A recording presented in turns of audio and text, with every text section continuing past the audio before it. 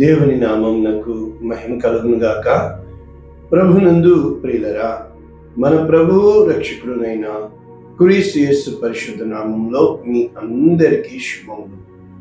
12వ తేదీ ఆగస్టు మాసము 2025వ సంవత్సరం.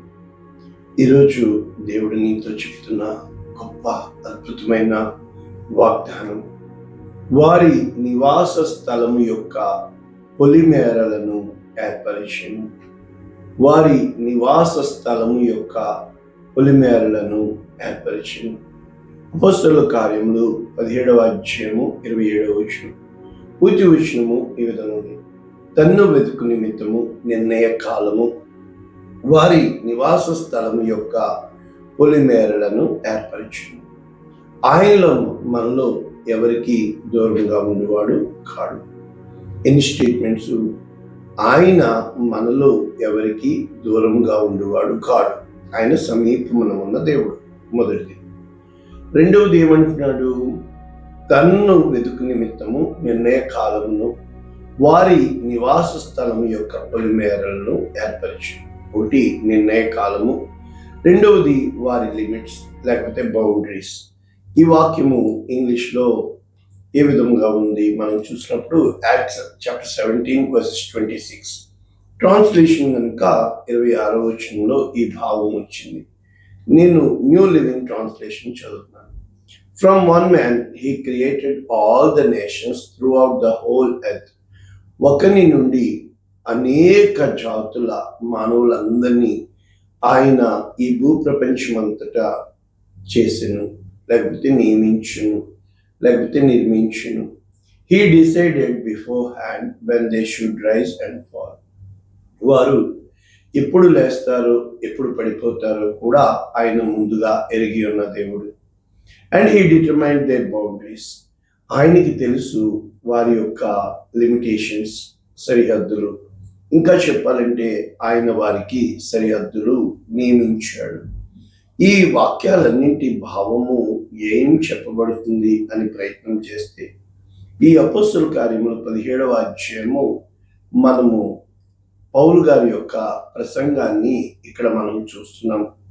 ఇందులో ప్రాముఖ్యమైనది ఏంటంటే the character of the Bereans. Berea సంఘము వారి యొక్క గొప్ప గుణగణాలు. వారు ఆ విధముగా అంటే పౌలు బోధిస్తున్నాయి ఆ విధముగా ఉంది లేది అనేది వారు వాక్యాన్ని లేక ధర్మశాస్త్రాన్ని క్షుణ్ణంగా పరిశోధించి తెలుసుకుని ఉన్నారు. అదేవిధంగా పౌల్ ఇన్ ఏథెన్స్, ఈ యొక్క పౌలు గారు ఏథెన్స్లో చెప్పిన ఆ యొక్క ప్రసంగాన్ని ఈరోజు మనము నేర్చుకోబోతున్నాం. కనుక ఈ యొక్క ఏథెన్స్లో అరియోపగు అనే ఒక సభ ఉంది. ఆ సభలో పౌలు గారు చేస్తున్న ప్రసంగము 22వ వచనం నుంచి మనము చూడగలుగుతున్నాం. అయితే ఇక్కడ మనము నేర్చుకోవాల్సిన భాగం ఏంటంటే టు అన్ అన్నోన్ గాడ్. ఇది ఈరోజు వాక్యము. అంటే వారు అన్ని దేవతా పటంలో పెట్టారు. సూర్యుడు, చంద్రుడు, నక్షత్రాలు, చేపలు, కప్పలు అన్నీ పెట్టి ఒకవేళ ఇంకా ఏదైనా దేవుణ్ణి మర్చిపోయామేమో. మనం చెప్తూ ఉంటాం కదా, అవుట్ ఆఫ్ థ్యాంక్స్. మరి ఎవరి పేరైనా మర్చిపోతే క్షమించండి అన్నట్లు అక్కడ జరుగుతున్న సందర్భము ఒక్కసారి మనము వాక్యపు లోతుల్లోనికి వెళ్లే ముందు, ప్రభునందు ప్రియులరా, అనుదినము మీరు వాక్యం వింటున్నారు, చాలా సంతోషం. కొత్త వారికి పంపిస్తున్నారు, సంతోషం. సబ్స్క్రైబ్ చేయండి. ముఖ్యంగా ప్రార్థన అంశాలు పెడుతున్నారు, సంతోషము. ఖచ్చితంగా అందరికీ కూడా షేర్ చేయండి. ఇప్పుడు మనము అపోస్తలుల కార్యములు 17వ అధ్యాయము మనము క్షుణ్ణంగా చూసినప్పుడు ఇక్కడ పౌలు ఏథెన్స్లో వారి కొరకు కనిపెట్టుకుని ఉండగా 16వ వచనంలో ఆ పట్టణం అంతా విగ్రహములతో నిండి ఉండుట అతని ఆత్మ పరితాపంలో ఉంది. కాబట్టి చాలా విషయాల్లో తనకి తెలిసింది చెప్పాలని ఆశపడుతున్నాడు, తొందరపడుతున్నాడు. జీవితంలో అతి ప్రాముఖ్యమైనది ఏంటో తెలుసా? నీకు తెలిసిన సత్యాన్ని ఇతరులకు అర్థమయ్యేటట్టు వివరించుట చాలా అది ప్రయాసతో కూడింది. కారణం ఏంటంటే నీకు ఏది అయితే పాయింట్ అర్థమైందో, ఒకవేళ స్కూల్లో అనుకో బుక్స్లో పెట్టచ్చు, ఒకవేళ మెడిసిన్ అయితే ఆ యొక్క ఆ యొక్క శరీరంలో ఈ భాగం ఇక్కడ ఉంటుంది, ఈ భాగం ఇక్కడ ఉంటుంది అని చెప్పచ్చు. ఇక ఇంజనీరింగ్ ప్లాన్ అయితే ఈ విధంగా డిజైన్ చేయాలి చెప్పచ్చు. కానీ ఈ మనస్సు అనేది ఉంది చూశారు, అందరూ వస్తారు సంఘానికి, ఎవరికి ఎంతవరకు అర్థమవుతుందో, ఎవరు నిజంగా శ్రద్ధ పెట్టి వింటున్నారో కూర్చుంటాం. కానీ ఇప్పుడు కూడా వాక్యం వింటున్నాం, కానీ మన మనసు విధాలుగా అటు ఇటు వెళ్ళిపోతూ ఉంటుంది కదా. అది ఇక్కడ చెప్పబడుతున్న వాక్యము సారాంశం. ఏం చెప్పబడుతుంది? ఎపిక్యూరియలలోను స్తోయికులలోను ఉన్న కొందరు జ్ఞానులు, ఈ ఫిలాసఫర్స్ అందరూ కూడా గ్రీసు దేశస్థులే. గ్రీసు దేశస్థుడు జ్ఞానము వారికి ఎక్కువగా ఉంది అని పౌలు పదే పదే చెబుతున్నట్లు పత్రికల్లో మనం చూడగలుగుతున్నాం. కనుక యేసును గూర్చిన పునరుద్ధానమును గూర్చి అక్కడ చెప్పబద్ధుడై ఉన్నాడు. కనుక ఇదేదో అన్య దేవతలని ఇక్కడ ప్రకటిస్తున్నాడని వారందరూ కూడా, అయినప్పటికీ ఈ నూతన బోధ ఏమిటి అంటే వారికి ఎప్పుడూ కూడా ఏదో ఒక క్రొత్త సంగతి వారు వినడానికి ఇష్టపడుతూ ఉంటారు. కనుక ఏథెన్స్ వారు, అక్కడ నివసించు ఆ యొక్క పరదేశులు ఎప్పుడోకప్పుడు వాళ్ళ టైంపాస్ ఎలా చేస్తూ ఉంటారంటే ఆ చిట్ చాట్ అంటాం కదా, ఆ యొక్క కొత్త సంగతులు వినడము, చెవులు కోసుకుంటారు.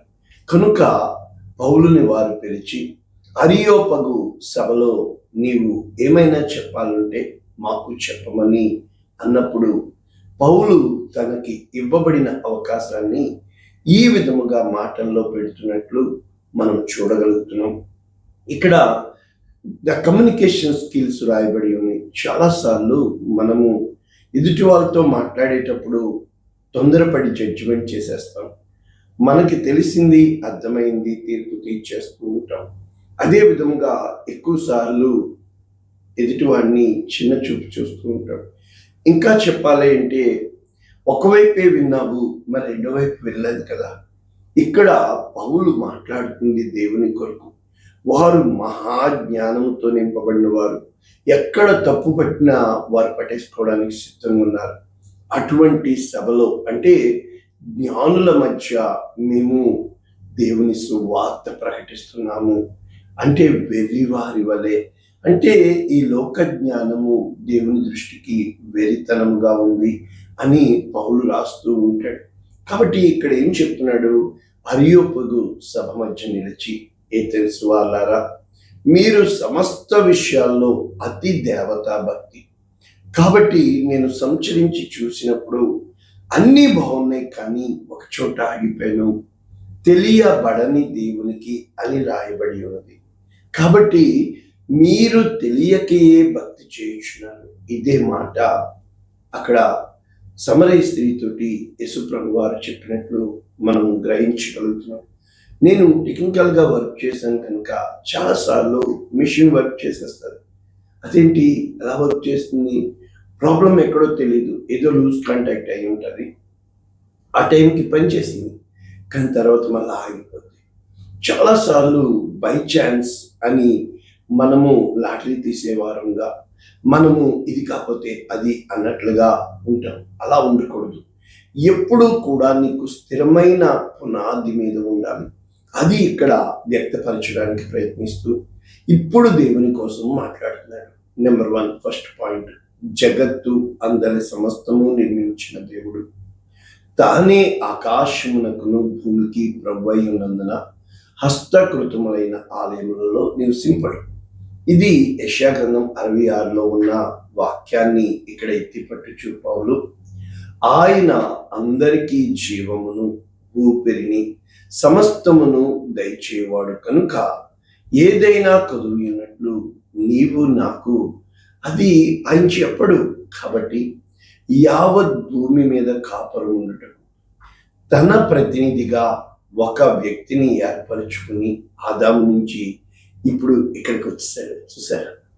అంటే ఎంత షార్ట్గా తన యొక్క మాటలు ఇక్కడ వైద్యుడైన లూకా గారు ఈ అపోస్తల కార్యములు రాసి ఉన్నారు కనుక ప్రతి జాతి మనుషుని సృష్టించి ఒకవేళ దేవుని తడువులాడి కనుగొందురేమో అని ఇది ఇక్కడ మన బాధ.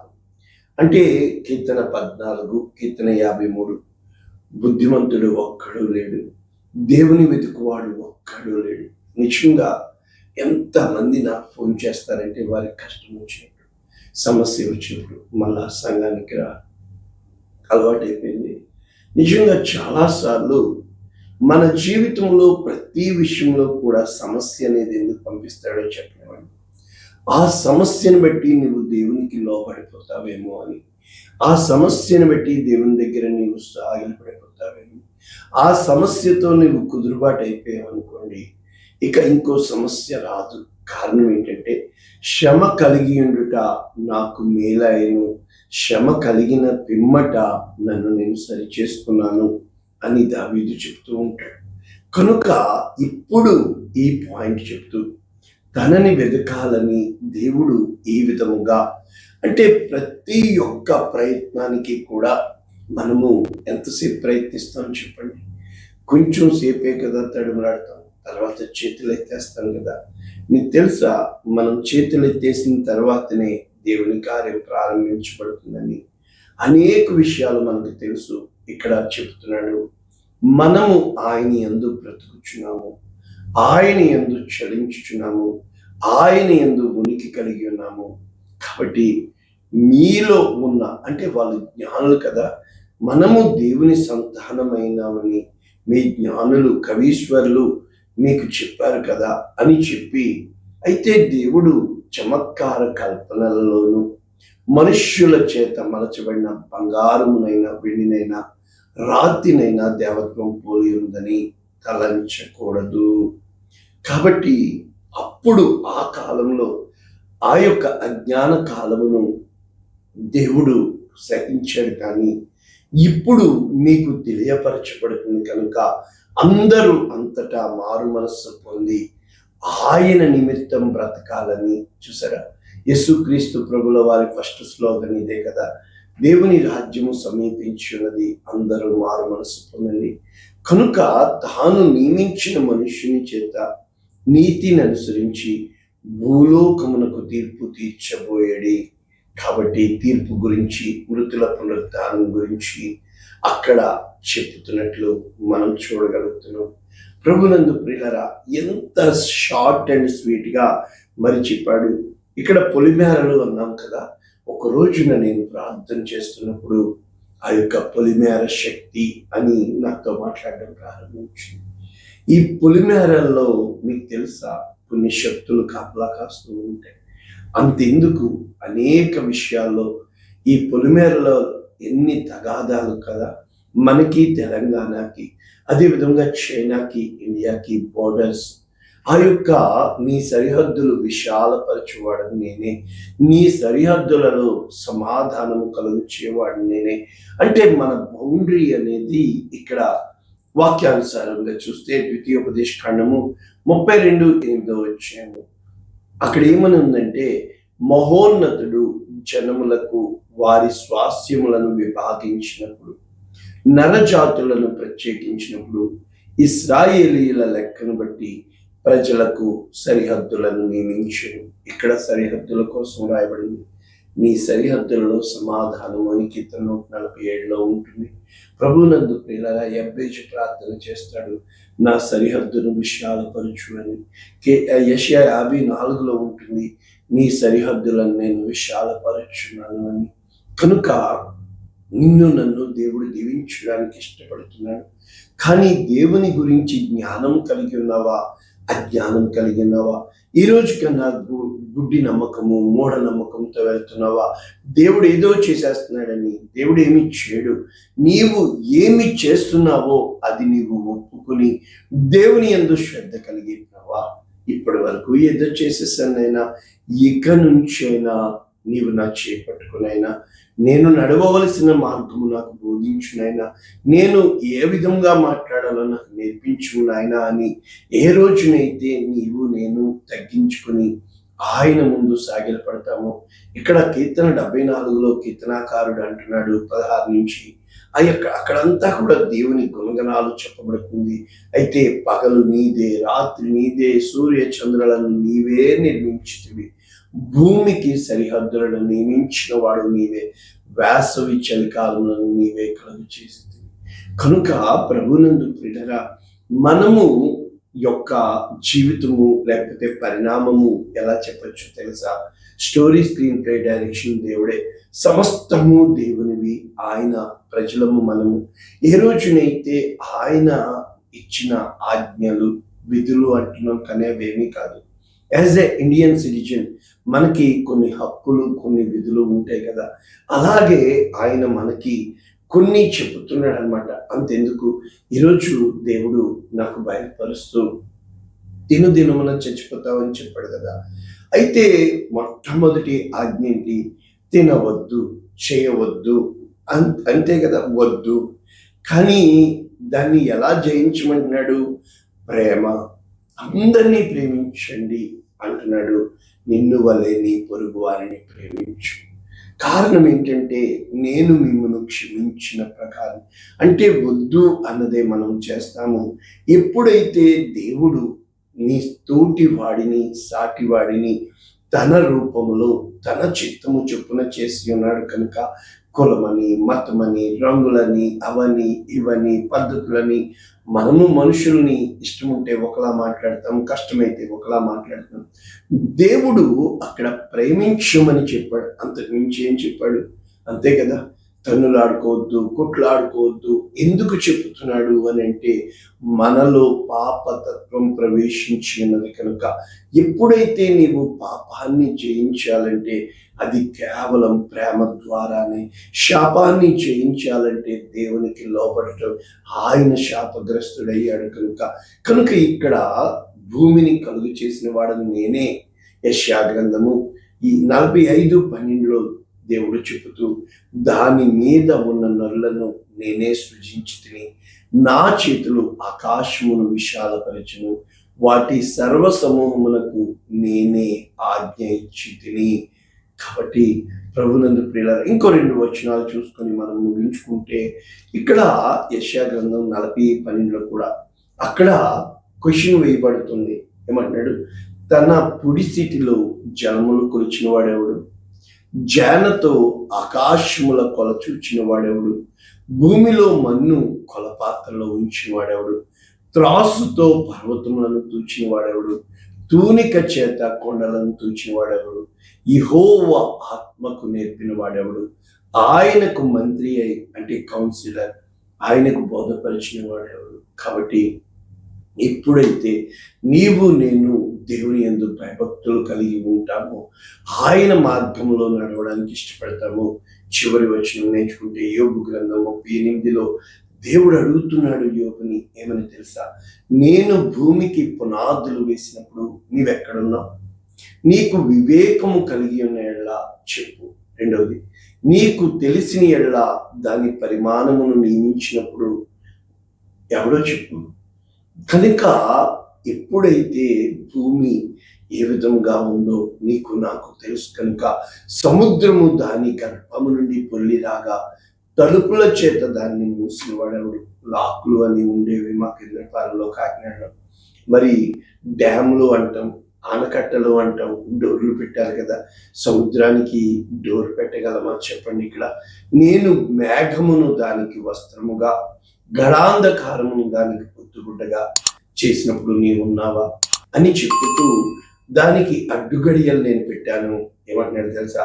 ఆ సముద్రము ఇంతవరకే కానీ మరి దగ్గరికి రాకూడదని, ఇక్కడనే నీ తరంగములు పొంగు అణచిపడని నేను అన్నాను. కనుక ప్రతి దానికి లిమిటేషన్ పెట్టాడు. భక్తుడు, కీర్తనాకారుడు ఏమంటున్నాడు తెలుసా? మేము మంటి వారమని జ్ఞాపకం చేసుకును. ఇంకా కీర్తనాకారుడు ఏమంటున్నాడు తెలుసా?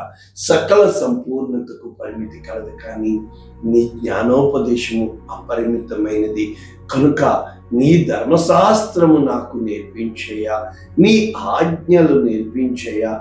అవి నాకు జ్ఞానాన్ని, ముఖ్యంగా విశేష జ్ఞానాన్ని, ముఖ్యంగా వృద్ధుల కంటే జ్ఞానాన్ని, బోధకుల కంటే జ్ఞానాన్ని, నీ వాక్యము అనుసరించినట్లు, నీ వాక్యమే నా పాదములకు దీపము, నా త్రోవకు వెలుగు. తల్లులారా, వాక్యం ఎందుకు వాక్యం నేర్పిస్తున్నాను తెలుసా? అమ్మా నీ తప్పు అని అనకుండా, అమ్మా నిన్ను ఆదరిస్తున్నాడు అనకుండా, ఎప్పుడైతే దేవుని గుణగణాలు నువ్వు తెలుసుకుంటావో, అప్పులు ఉన్నాయని చెప్తున్నారు. ఏ రోజన్నా నువ్వు చేసిన అప్పులు దేవుని ముందు ఒప్పుకున్నావా?